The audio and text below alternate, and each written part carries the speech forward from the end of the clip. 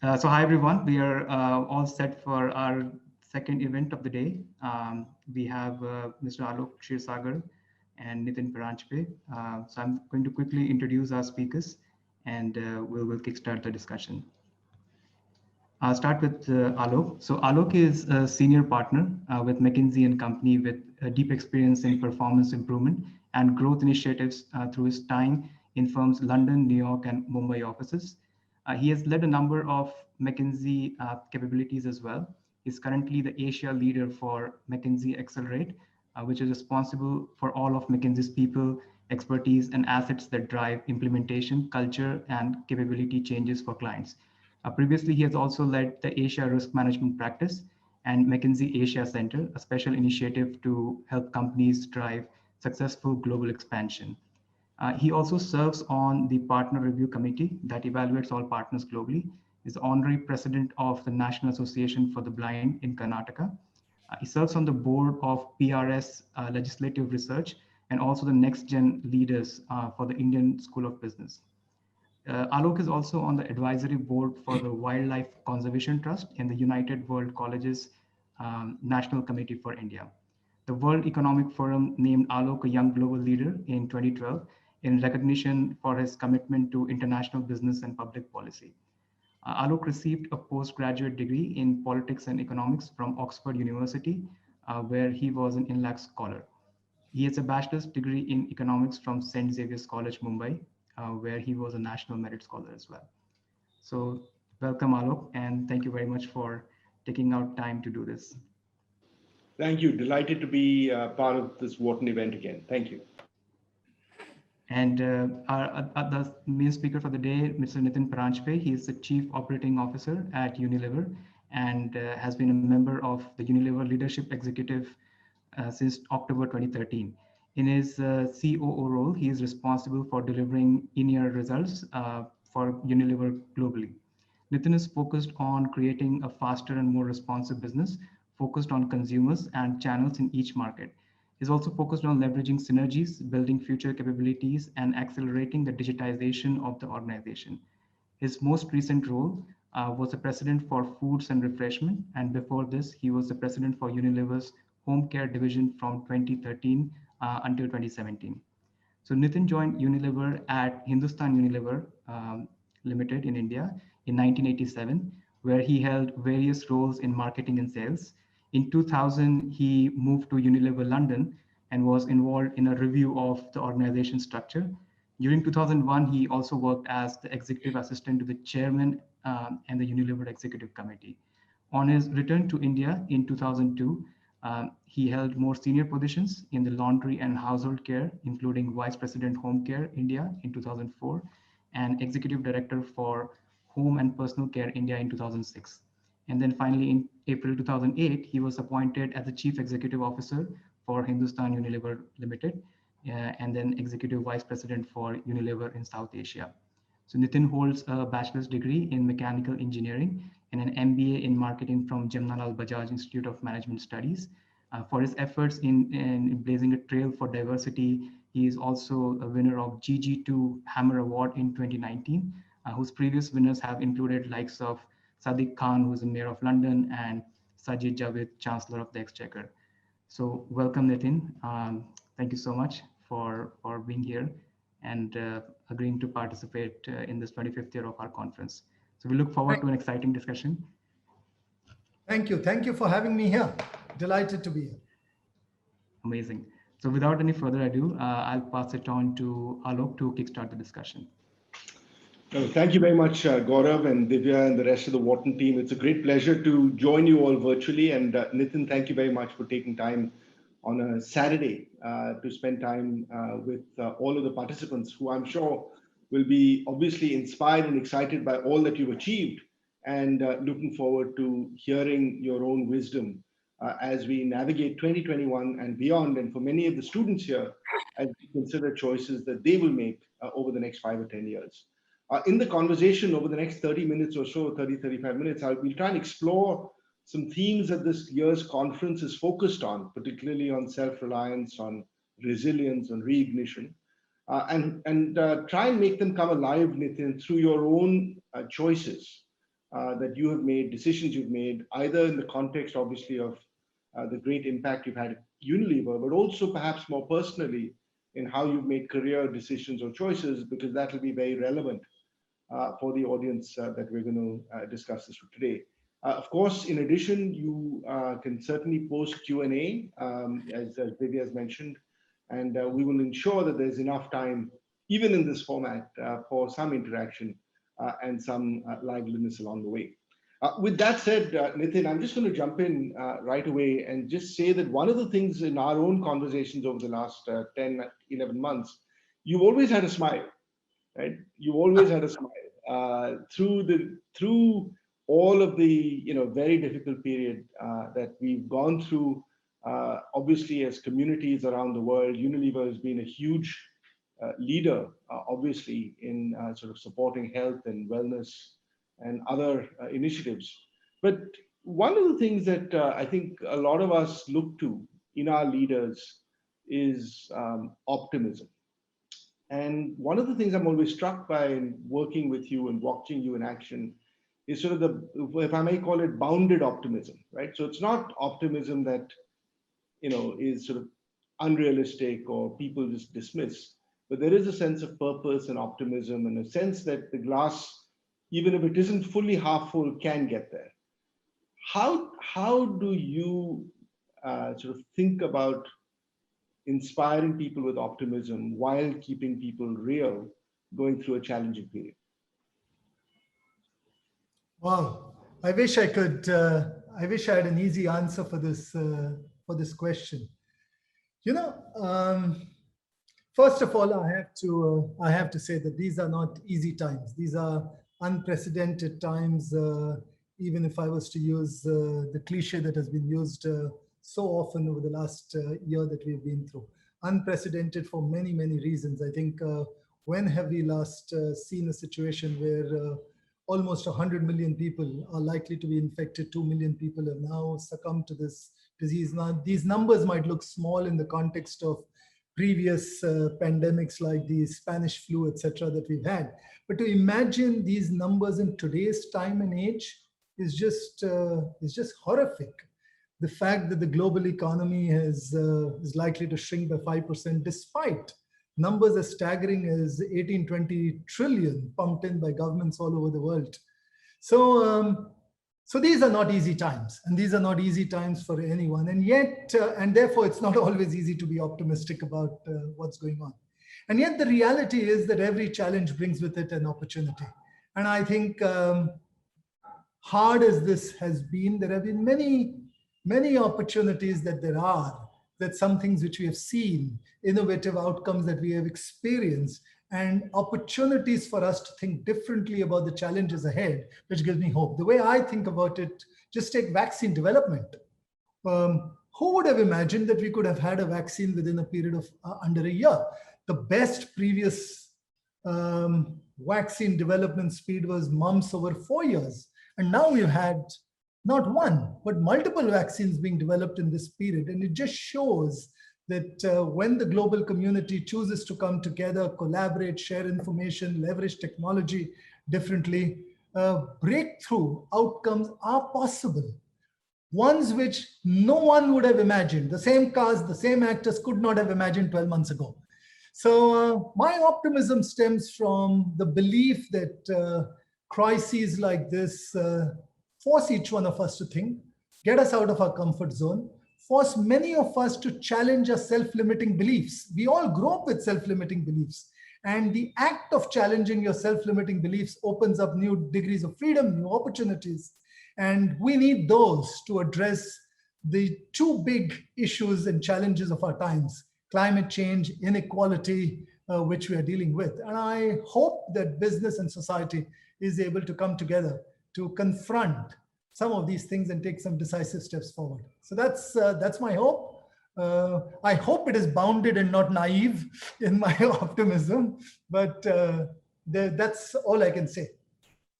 But tell me, Nitin, just to dive into that a little bit, when, say, one of your country CEOs or business leader comes to you with, a very tough and uncertain outlook, right, for a month, for a quarter, In that context, how have you helped them be appropriately optimistic? Like how have you helped them both confront the challenge and be appropriately optimistic? It might sound almost paradoxical to people because there are many people who know me would see me as someone who's very focused on outcomes and results and directing things, and yet, if you ask me, I couldn't care a damn in terms of what the outcome is. The only thing I care a lot about are the behaviors we display at every point in time. The only thing that is in our control is what we choose to do at this moment. The outcomes are not in our control. And I have hopefully developed this ability to not become fatalistic by using this term or this phrase saying the outcomes are not in your control. Yeah. But have the capacity to deal with the good and the bad which comes over a period of time, and yet be absolutely relentless and resolute in terms of focusing on the here and now. The one thing I say to my people is the only thing I demand of each one of us is the right behavior, the right attitude, and the ability to give it everything that you've got. Nothing more, nothing less. And the reason I say that nothing more is because you can't give me anything more. Yeah. Even if you wanted to, you can't give me anything more. And I won't expect anything else because you can't externalize this. Your behaviors are up to you. It's not a function of the market. It's not a function of the competitors. It's not a function of anybody else. It's entirely up to you. And that's all that I expect. And I think changing the narrative around what it is, and I keep saying, if you do this, I'd be proud. I'd be genuinely proud of everyone, irrespective of the outcome. And it's bizarre that if everyone believes in this, everyone behaves this way without the fear of missing numbers and a fear of failure, etc. It's paradoxical, but actually liberating people from these outcomes ends up getting you better outcomes at the end of the day. And that's how I see it. Absolutely, Nitin. And one of the themes of this conference, as you know, is around sort of self-reliance. And I want to just perhaps pick up on that theme, given what you've just said on behavior. So some people interpret self-reliance as independence, as acting for yourself, by yourself. How have you interpreted the idea of self-reliance, either as a business leader or from a company perspective? I think in today's world, we all have to become a little more nuanced in our understanding of terms. This very simplistic notion of what this is and what this is not is probably inappropriate. So I think self-reliance, if understood as people willing to, as individuals, as a society, as a nation, willing to take accountability, willing to take responsibility, willing to take charge of their destiny, not willing to be fatalistic about what's happening and say, I must control the controllables. That's up to me. If that's what we observe, and that's what self-reliance means, I would 100% be supportive of it. But if that gets into a space where people become overly protectionist, isolationist, individualistic, then probably we miss the plot. And I think the world today requires strong individuals who take accountability, but also requires interdependence. I don't think we could have dealt with the pandemic, in this situation. I don't think when the pandemic happened, but for global supply chains, could we have even supplied the Western world with the PPE equipment which was required. Much of it came from China and other places. We couldn't have provided sanitizers, hand hygiene products, etc. So the global supply chains work. We would not have without the interdependence, without the sharing of information between scientists on, we couldn't have solved for the vaccine problem as quickly as we have solved. So I think we need a bit of both. And therefore in the Indian context, as India talks of Atmanirbhar Bharat, etc., I think they mean it, but I hope they certainly mean the fact that we need to be strong. We need to provide solutions for ourselves. We need to take charge. The reality is that there are 18, 20 million youth coming into the employable age every year. And we are creating only 8, 10 million jobs a year. Now we have to do something about it. We have to solve for those issues. We can't wait for someone else to solve it for us. To that extent, I buy into it. But anything beyond that, I think it might be a little too jingoistic, might make some people feel good about it, but might be at the detriment of the larger good. And Nitin, this is important also for the Wharton audience, because I do see, lots of journalists and academics, have been calling the death of globalization for some years now. And at least for me, the point you just made, which is our interdependence has really become even more stark in the last year, whether it's on supply chains or distribution chains, or of course, scientific advances. In your view, what do global companies like Unilever need to do to help the broader community and society understand the value of globalization and the value of being a global company? I think it's a great question that you ask. And if I was to just step back, I haven't seen the most recent Edelman's Trust Barometer, but I remember reading one 2 or 3 years ago. And at that stage, unfortunately, business leaders and businesses in general were pretty low down the totem pole in terms of trust that society had in business. Yeah. The only ones below business leaders at that point in time were politicians. Yeah. That is really how it was at that stage. And we have to ask ourselves the question as to why did that situation come about?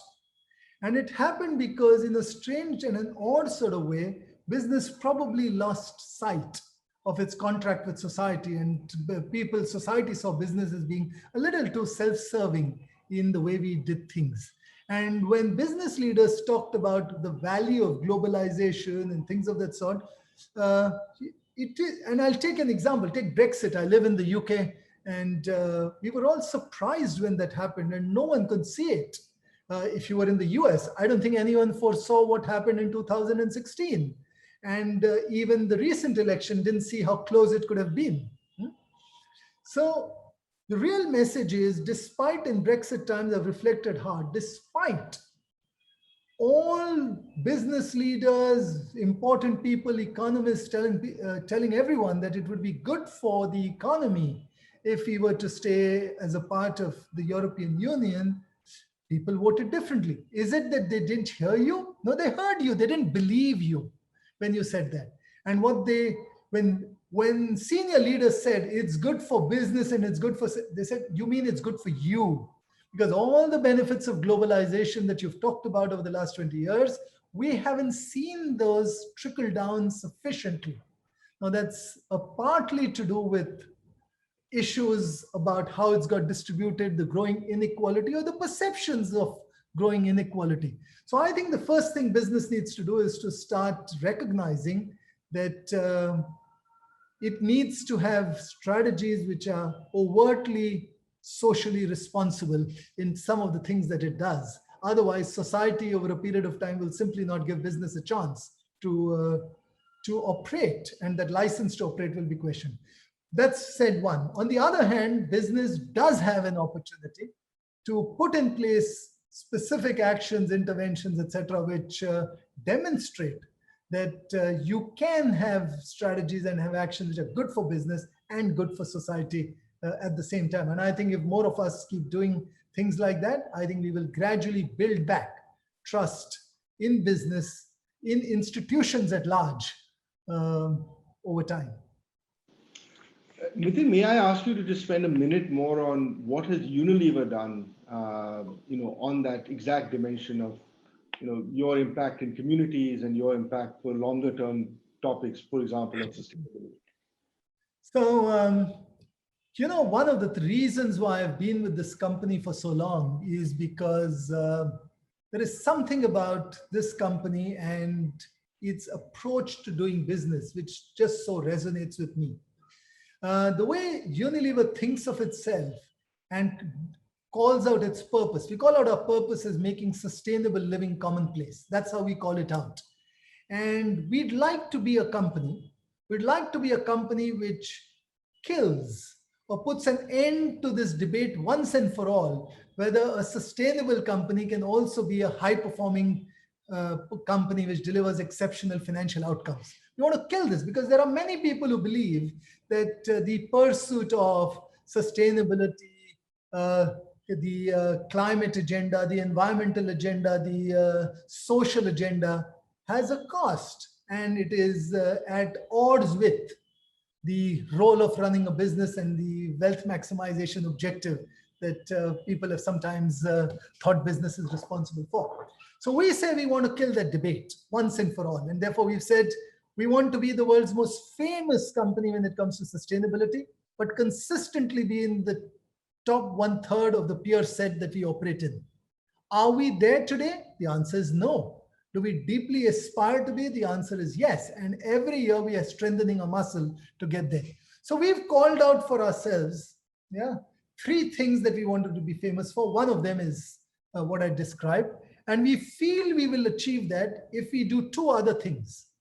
First, we want to be the company which has the most incredible portfolio of genuinely purpose-led brands, brands which have a point of view and are looking to make a difference to society at large. And the second, we want to be a beacon for diversity and inclusion in this world. Those are the 2 other things. And we feel both of these are central to our achieving our top goal. So now it's easy to say all of this, but we have to then find a way to start doing things and translating those actions and making them a source of competitive advantage for us. So even in the pandemic that we went through, we made some bold commitments when it came to, let's take our climate commitments that we've got. We've committed to become absolutely zero emission from all our operations by 2030. We've got some cradle to grave commitments, which is halving the consumer GHG gas footprint for our consumers by 2039.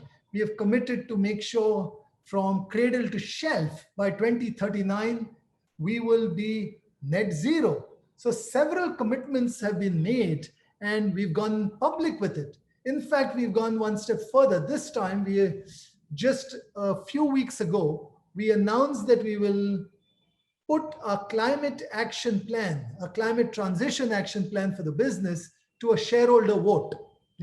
Every 3 years, we will put forward to our shareholders, what are we going to do? What are our goals? What is it going to cost us? And how we see the business case of doing this.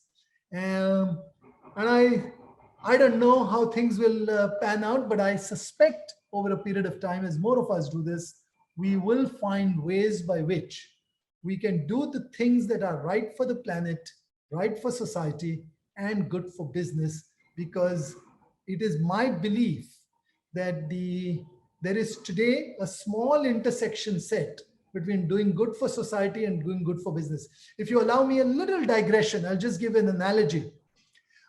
The act of business always knew, or business leaders always knew, they had to have a social responsibility. That's not a new thought. But 50 years ago, the act of running a business and the act of giving back to society were mutually exclusive. So people ran the business, made some money and took a part of that money. And what did they do? They set up institutions, universities, hospitals, etc. These two were mutually exclusive. Over the last 50 years, these two mutually exclusive circles are coming closer. Today, there is a small intersection. And what that small intersection means, it is possible to find strategies which are good for business and good for society, but it's hard because that intersection set is small. Unilever's belief is that this movement which has happened will continue moving. And I don't know whether it's the next 5 years, 10 years, 15 years, but a day will come when the two of them will overlap. And when the two overlap, what it really means is society will not give you a choice to follow any strategy for your business if it is not overtly good for society, and vice versa. That's really what will happen. So we as leaders, even though this intersection is small, want to build a muscle to be prepared for this situation, because we feel it might happen because of a variety of reasons. It could be government regulation, it could be civil society which puts pressure on you, it could be an enlightened consumer interest which drives behavior in this area. We don't know what it is. So we are determined to find more and more ideas through our brains, which will operate in this intersection set, if that makes any sense. I think, Nitin, you made a very important point that also perhaps reinforces one of the other themes of this conference, which is around resilience. And certainly in sort of our own work at McKinsey, we've seen companies that have exactly this intersection you've talked about are also more resilient in terms of, you know, your impact on communities, your ability to attract the right talent, to have high quality distributors. Can you spend a little bit more time on why do you think it also builds a more resilient company, more ability to also navigate the sort of uncertain times that we have? So let's take two dimensions of resilience at a macro level. I think if we don't solve the climate challenge that we are facing, we have a fragile world that we are living in. The ununderstood or poorly understood cost of inaction over the last decade is huge.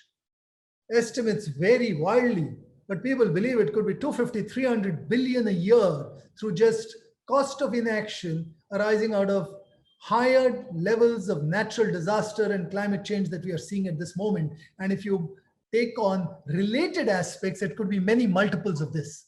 In fact, the time has already come when people say the cost of action, which is the things that we need to do to fix and address the temperature rise and keep it under control, is already less than the cost of inaction.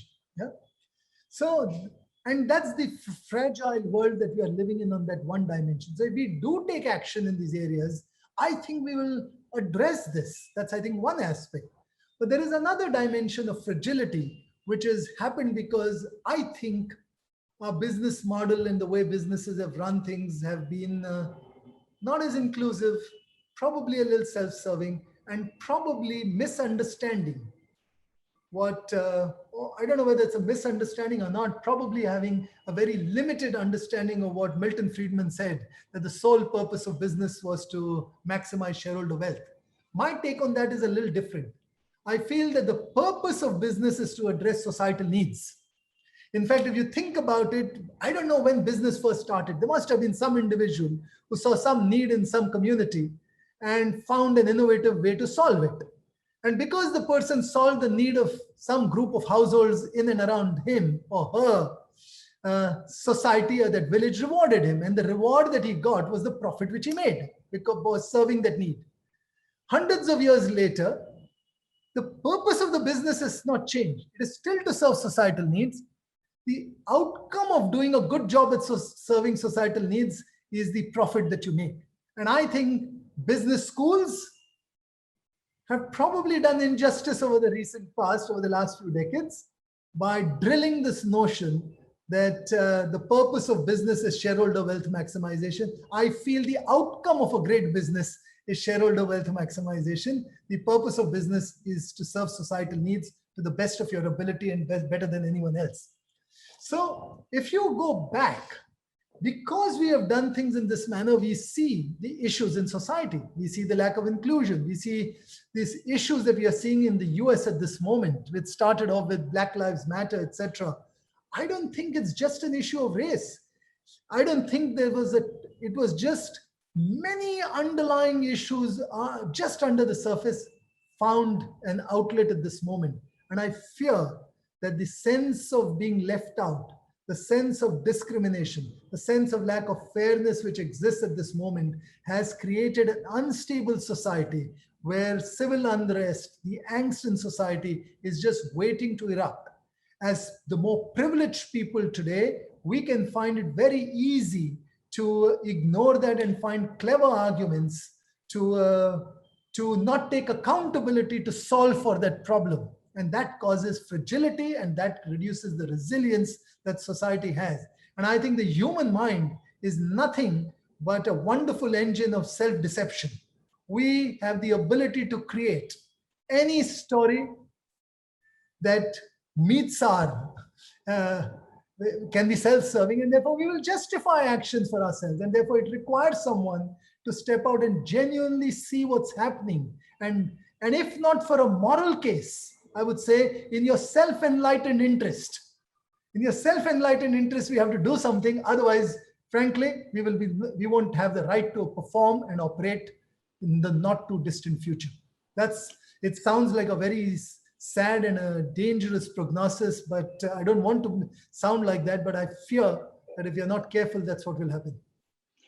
Nitin, this is a very inspiring point, but one of the issues a lot of global CEOs like yourself talk about is the role of, for example, activist investors, right, which have played a big role in the consumer goods companies around the world.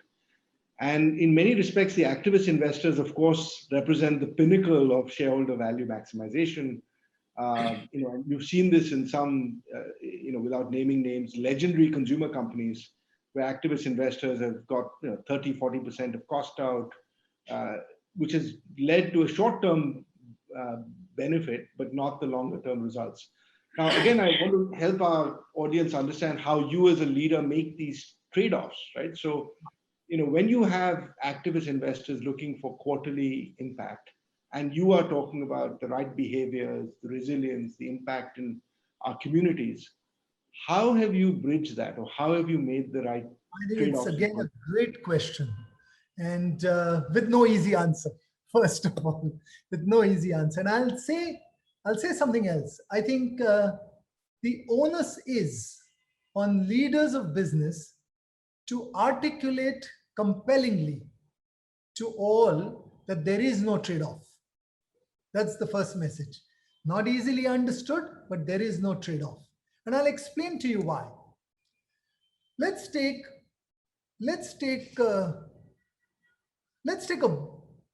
assume for a moment, I'd ask this audience to think of any brand or any cause that you feel passionately about. That cause could be human rights. That cause could be animal welfare. That cause could be climate. It could be health in some form. Take any cause that you feel deeply about and imagine that. And now imagine a brand or a company which you are convinced and authentically and really stands for and propagates that and works towards that cause. Shut your eyes and imagine if it were true. Could you ever resist that brand or company? You will be inextricably drawn to that. Why? Because it does everything that you believe in. And as an individual, the issue that you want and you feel about is so large that you can't solve for it, but through your actions of supporting a brand or a company which stands for that, you make a difference. You feel you contribute, and therefore you're drawn. And when brands do this and companies do this, what will it do? It will have more consumer preference. It will have more stickiness. It will have more stickiness means more pricing power. More pricing power means more bottom line. In the end, when you do things which are right for society and what society wants, you will get rewarded. So the way we say it, our first priority is to our consumers, our communities, the society, the customers, our employees. When we do this well, our shareholders will be rewarded. That's how we think of it. So we don't see a trade-off. That's, I think, message number one. Message number two is there are many actions in sustainability that we can take which don't cost you money, cost you less money even in the short term. So if I was to reduce wastage in my factory, use less water, less electricity, less of this thing, does it cost me more or does it cost me less? It costs me less. So there are several actions which can be good in the short term as well. Then I accept that there will be some other investments that we make which in the short term are expensive, and there's a charge that will be there in your P&L. But here is the analogy that I would like to use. If the only thing that people wanted was to improve your bottom line in the short term for this quarter, I could give you a simple idea which will substantially improve your bottom line in this immediate quarter and the year with no impact on your top line in the year. And everyone would say, well, how can you have this magical idea? And that idea is simple. Let's assume you stop doing all R&D. Think about it. Zero R&D investment this year. Will your top line suffer this year? Absolutely not. Will your bottom line go up? It absolutely will. But what do you think will happen to the share price? And what do you think the same activist investor will do to you? Your share price will collapse. Yeah. Because investors even ask you the question, how much are you spending on brand investment? How much are you spending on R&D? Because they know today that a company which doesn't invest in brands and doesn't invest in R&D has no future. And anyone who's done even a little bit of finance would understand a very small proportion of your share price is explained by today's earnings. The rest of it is a function of assumption on the future cash flow that you've got. So if you don't invest in R&D today, you have no future cash flow possibilities. That's why your share price will collapse. An activist investor understands this, no question. It is my belief that it is a matter of time, 2 years, 3 years, 4 years, 5 years, when investors and analysts will start asking you this question, what investments are you making on sustainability? I would like to know, because they will realize that this will happen. That's not happened today, just like when the first companies started investing in R&D, the market didn't understand it fully and they would have seen it as a cost in the P&L rather than an investment for the future. So also, there's a responsibility today that we've got to educate people to understand no trade-off. And the best analogy I can think of is the analogy of an R&D case where everyone intuitively will tell you what a stupid idea it is, even if it grows your bottom line. Yeah. And I hope the day will come when people don't see you taking actions on regenerative agriculture, sustainable stuff, human rights, potentially living wages, diversity, which will create a more sustainable business model for you. People will start penalizing you because you won't have a future. No, Nitin, this is fantastic. One question from me before we move to the audience question, which is, we're talking to a bunch of high talent students, many of them, and they have many career choices ahead of them. And many of them in the last 10 years in particular would say, look, I want to go to a startup. I want to do something on my own. What's the case in your mind for someone from Wharton to come to Unilever and their path at Unilever relative to starting their own thing? So, by the way, the good news is that the world needs lots of startups, and the world also needs people to work for large organizations like Unilever. But what the world needs even more than that is people making the right choice. Now, the people who join us are the people who see the reason for joining us.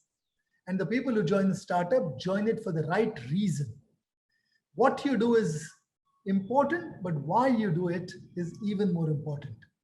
And I would really say is that for each one of us, we have to answer that question.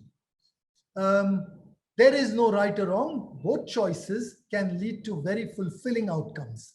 I would say the case for Unilever, from my perspective, what has kept me there is because I don't know whether there are a few. By the way, I've never worked for any other company, so I can't comment on that. And if I talk about Unilever, it's not wanting to sound arrogant. It's simply the only company I can talk of with some degree of knowledge. Yeah. So all I would really say is I found it attractive to work for a company which at its purpose was not wanting to be just a mercenary company which only had maximizing its bottom line as its only objective. We have no hesitation in saying that making money is important. I'm not a tree hugger. If I was a tree hugger, I would join a charity or an NGO or something like that. But neither do I want to be in a mercenary organization where the only thing that matters to you is making money. I love the idea of straddling the two and showing that it can be done. So if there are people amongst you who like that idea, who want to use your business skills to demonstrate this and kill this debate once and for all, and it's hard, it's not easy. But if you're willing to test your mettle against a challenge and finding an answer which no one has found till now, but I'm convinced is it, then this is the place to come in.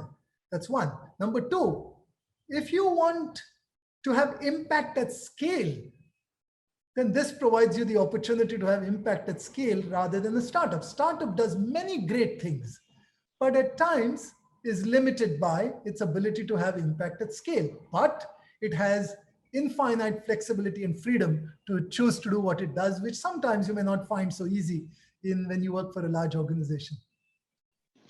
Thank you, Nitin. I'm going to move to some incredibly thoughtful questions, as you would expect from a Wharton audience that have come in. So I'm going to maybe start with a theme that cuts across many folks. It's Meghank and Burgess and Shubham and several others in the chat. But I'm going to start by actually asking you this theme of consumer preference, right? And people are saying, is there a difference from what you've seen between, say, for example, a more developed market versus a more emerging market on consumers' willingness to pay a premium associated with, sustainable, socially purposeful brands? The honest answer, I would say, is there's twofold. I will answer this.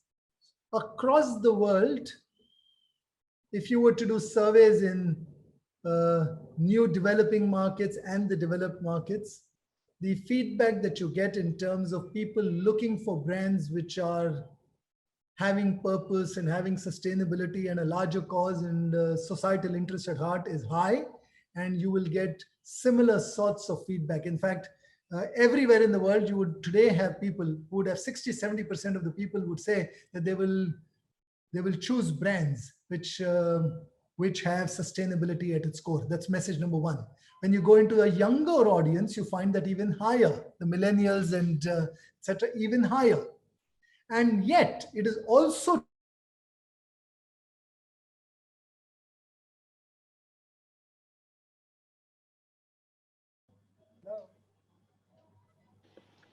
Can you hear me? Yeah, Nitin, I think we lost you for a minute, but please go ahead. I think it's fine now. Yeah.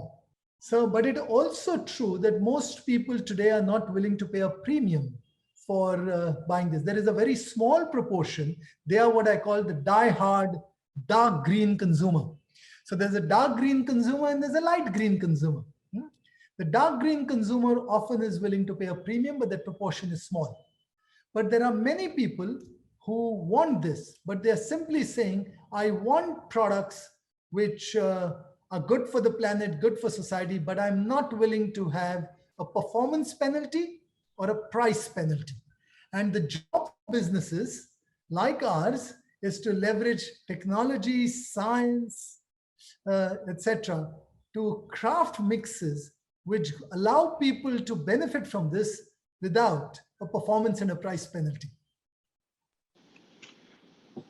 Thank you, Nitin. Two other questions I'm going to get to. One is around agility. I know it's been a theme that you and I have spoken about before as well. But our students are asking, our participants are asking, how does a gigantic organization operate with speed, given the fragmentation of markets, consumers, channels? Like, how do you balance this purpose and speed and agility and actually make it happen? Maybe if you could illustrate with one or two examples to make that come to life. Sure. So firstly, I think irrespective of any example that I will quote just now, this is going to be the quest we will continue to be on. We need to be even faster, even more nimble, even quicker going forward. Yeah. Now, the principle for driving speed and agility is simple. Yeah. That you have to shift decision making as close to the coal face as you can, which means decision making as close to people who are closer to the consumer, closer to the customer, and not take too many decisions which are 5,000 miles away sitting at the headquarters. Yeah? That's what will give you speed and agility. But if you want to drive that degree of empowerment, you have to accept the fact that conventional control models will not be appropriate. And therefore, you need to have leaders who understand your value system and the culture of the organization and recognize that leaders who understand this in that moment will take and make the right choices. Yeah. So if you have a philosophy of running the business which is accurately called out, people will make the right choices without having to always go and trap yourself into complex decision loops. I'll give you one example. I have a deep philosophy which I'm trying to get ingrained into an organization. And the way I call that out is saying, we will never knowingly be uncompetitive. That's a philosophy. What does this mean? Organizations often struggle between top line and bottom line and things of that sort. And very often I'm troubled, and we all know we should do both, but I'm troubled at times when people say, yeah, I'm finding it difficult to do both. Let me get the bottom line at least. And in the act of trying to get the bottom line, you allow yourself to be uncompetitive on the top line and lose consumer preference. Yeah. Or get into infinite debate in terms of should we not, and what's happening, etc., and lose time. Now imagine this philosophy well understood, that we will never knowingly be uncompetitive. If that's understood, if you are you're underspending, someone else is doing more, you feel that's an issue or pricing an issue, you don't have to check with me. Because I'm saying to you that I'd love you to do both. That's the gold medal when you do top and bottom line. But silver is not meeting the bottom line and missing the gold, missing the top. That's a poor third. Silver is serving our consumers first. Because if bottom line was the only thing we wanted, we could get it quite easily. Yeah. If you weren't worried about the top line, I can easily get the bottom line for a while and ratios. So sometimes you need a few principles and people to understand. And again, without getting into black and white, when there are big actions, of course, people will come back and check. But it's a very liberating thought to know that this is the philosophy with which we operate. And if you operate like this, there is no reason why any local competitor has to be faster and more nimble than a big organization, which can act with that speed in that market. And if we can act with the same speed, we will beat the local company because we have some things that the local competitor can never have. Yeah, the might, the knowledge, the technology, the wherewithal to use global scale to win in local markets. Our problem is most global companies tie themselves in knots over decision-making, knots over trade-offs, knots over this, and make things so slow, which was okay 10 years ago when the speed at which the markets and consumers moved was slow, but today it doesn't work. So in the pandemic situation, in this crisis, if I was to give you an example, in a crisis which we had, we shifted decision-making to such an extent to the front line because the world was changing every day. We could not have things going up and down. So we had to trust the judgment of our leaders who understood the company values, our culture, our philosophy, and act on the spot. We ended up launching a brand, Lifebuoy, in 60 markets in 3 months, even with not a single person being in office, not a single person meeting each other because the whole world was operating out of home. We expanded capacity of sanitizers by we had nothing, I'm saying some 3,000 times or some ridiculous number like that. So in the end, it is about decision-making, and decision-making is largely to do with clarity and a philosophy and a set of principles by which you could operate. And I said all of this, these are good examples, but I would equally acknowledge I remain frustrated at times as to why we cannot be quicker and faster in terms of what we do today. Nitin, I'm going to now bring it down to employee evaluations. So one of the people in the conference has asked, I think, a very good question, which is, they get the philosophy and they get the approach at a leader level.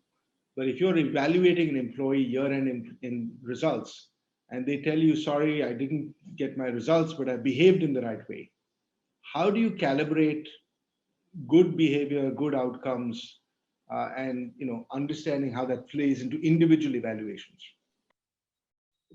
So firstly, I start off with the assumption that the team that you've got and the people that you have the right quality of competence in the organization. If you don't have the competence in the organization, you'll work to build it, etc. But beyond the point, you won't get there. So big organizations, big companies, by and large, have people who have the capability and the competence which is required. They don't always demonstrate the right attitude, the right behavior, etc. And therefore, more often than not, when you find somebody who says that, the question is not what somebody says, I demonstrated the right behavior. The question is, do you also believe that the person has demonstrated the right behaviors? If there is a mismatch out there, then we have a problem. Then you need to have an honest conversation in terms of what are the expected behaviors. And if that's what you thought, then there's a mismatch. Now, a mismatch between those expected behaviors doesn't necessarily make you a bad person, but it certainly makes you the wrong person for this organization. So you might be a brilliant person elsewhere, but the wrong person for this organization if there's a mismatch in terms of understanding of behaviors and values and the way to operate. But otherwise, I would say, I feel proud about what you've done. But proud about what you've done doesn't mean you don't take failure on your chin. So, and move on. So if I miss a number, yeah, I can sleep easy knowing I have done my very best, because I've always lived with one philosophy that the only thing I can do is the best that I can be. I've always hated people who've been drilling things into you that you have to be the best in the world. Because the best in the world is not up to me. It's a question of how good Alok is. Now, how good Alok is not a function of me. But doing the best I can be is a function of me. That's what I've liked. So if we do this, then it doesn't cause any problem whatsoever. And if I miss the number, I feel bad. I would want to learn from it, but I can be proud about my doing everything. And if that means 0 bonus for the year, take it on your chin.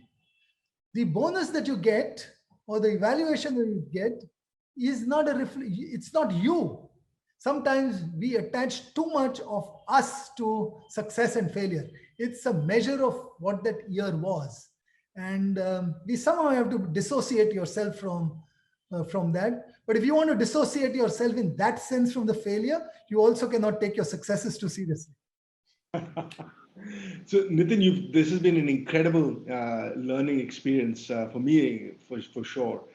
May I request that maybe if you could have 20 or 30 seconds of just advice and thoughts more generally for participants as you look forward into 2021, 22. You've touched on many themes, but if you could just have maybe a bit of a closing set of remarks, and then I'll just say thank you. Listen, I don't know whether I have any advice to give, because Gaurav, when he was describing or introducing me, reminded me how ancient I have been by telling me all the stuff which I'd done, which I might have forgotten. So I don't claim to have anything which might be, well, all I would say to each one of you is you have your life ahead of you. Make smart choices. And if there's one thing that I've learned, it's not the what, but the why. And much later on, finding fulfillment in what you do is much more important than anything else. It is not easy to answer that question as to what your purpose is and what your drivers are, etc. But I at least hope that one thing you take out is you'll be on the quest and on this journey to try and answer that question.